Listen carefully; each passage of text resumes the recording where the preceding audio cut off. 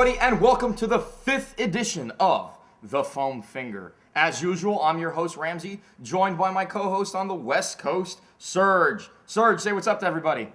West Side saying, what's up, everybody? West Side represent. All right. And ladies and gentlemen, we have fantastic news here at The Foam Finger. We have now gone through the 4th and final week of preseason football. Rejoice, football fans, because the agony is over. And we are going straight into the real season, the meat of the issue of football. I don't know about you, Serge, I'm ecstatic. Oh, I'm really ecstatic. I'm so ecstatic, I'm already drinking. And it's only 8 o'clock over here on my side of the world. That's an accomplishment, Serge. I don't know whether to congratulate you or be very disturbed. But straight into the meat. We have one story to cover before we get into the actual games. Ben Roethlisberger finally met with Commissioner Goodell to plead his case for a reduced sentence on his 6-week suspension. And for some reason, he got it. What do you think, Serge? Well, personally, I think that, if Michael Vick is going to get suspended for a whole year for killing a dog, Ben Roethlisberger should only get 4 games for raping a woman. Yeah. Allegedly.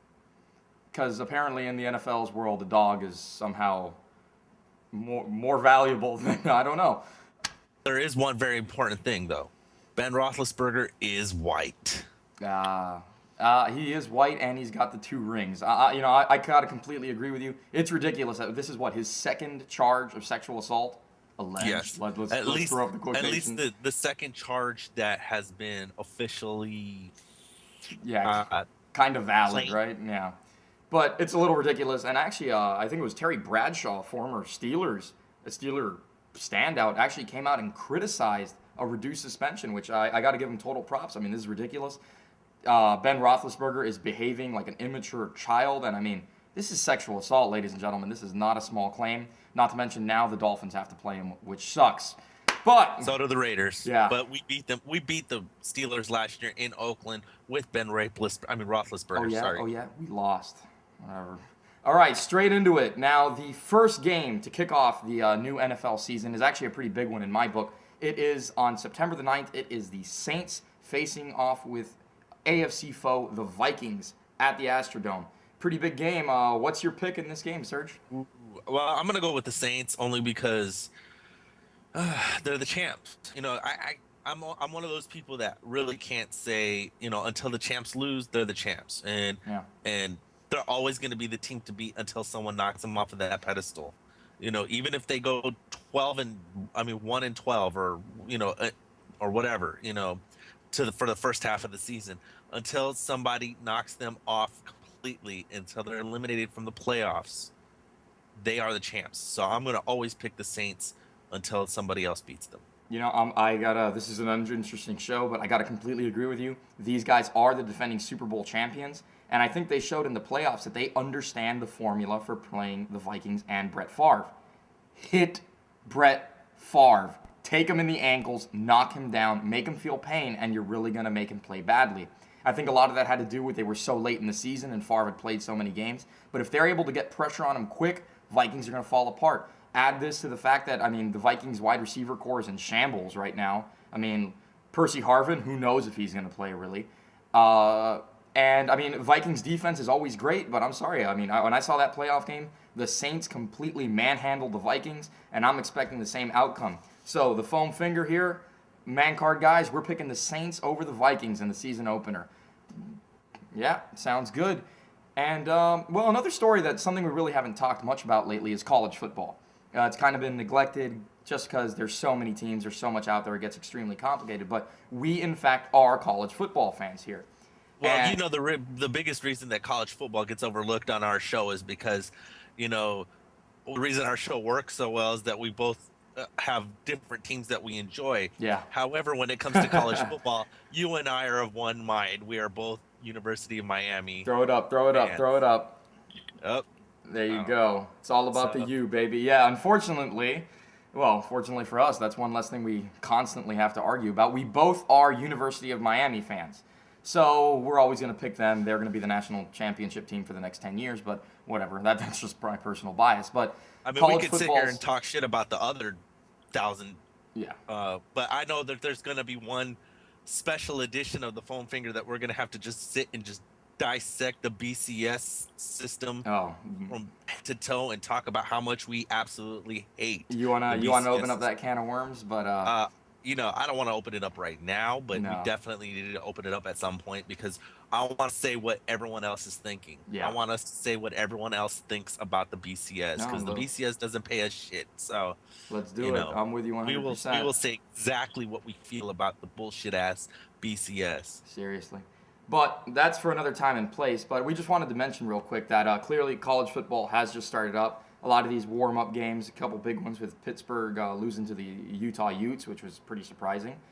But a lot of stuff to come up. We will be covering specific big college football games, especially I think next week we got huge ones. There's a lot of big important games coming out throughout the entire season.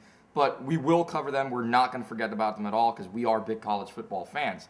But with that, little segue, we actually here at the Foam Finger and Official Man Card took a little field trip. We went out to the first home opener of the Miami Hurricanes versus Florida A&M, the Rattlers. You don't know how jealous I am about that, too. I'm sitting here going, man, fuck you guys. Dude, if you had Ohio State tickets, I'd be more jealous. Don't worry about it. But so we actually have a lot of footage, and we're going to throw up what footage we captured there at the home opener, including a bit of tailgating, a bit in the game, bit of my opinions on what's going on. The doc was actually kind enough to join us on this entire trip. So I hope you guys enjoy that footage.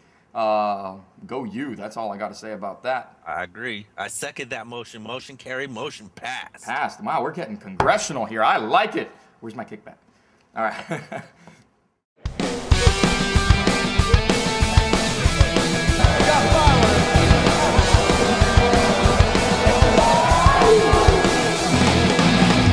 We finally made it into the stadium after George slowed us down for 10 minutes to buy a soda. Apparently we missed the first 2 minutes of the game where UM already scored a touchdown, not surprising. But yeah, let's see how it goes.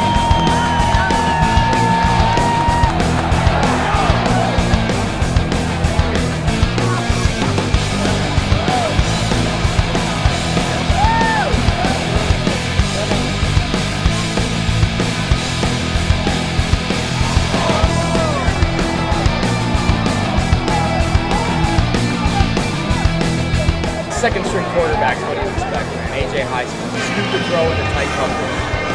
Whatever.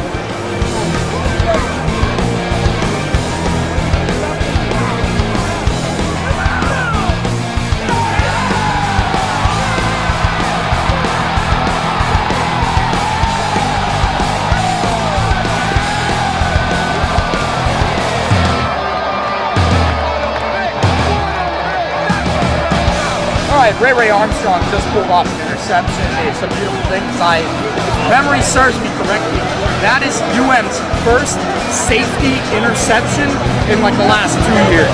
Our safeties haven't done a goddamn thing. It's good to see Ray doing something.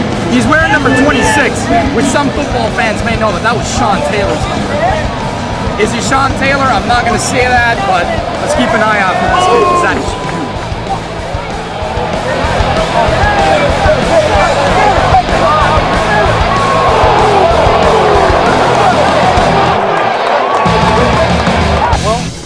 We experienced about 3 hours of tailgating at the Miami Hurricanes season opener.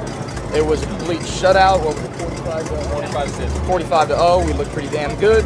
Looking forward to a fantastic season despite a very tough schedule. So, looking up for the Miami Hurricanes, so I'm pretty happy.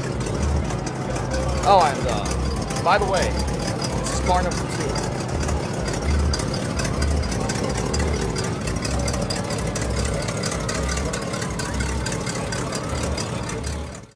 All right, everybody, I hope you enjoyed that footage from the home opener. I know we here at Official Man Card enjoyed the game a lot. It's always great to get back straight into great football. But with that, that is the end of our 5th edition of the Foam Finger. Serge, say peace out to everybody, man. Peace out, everybody. All right, and with that, stay manly, everybody.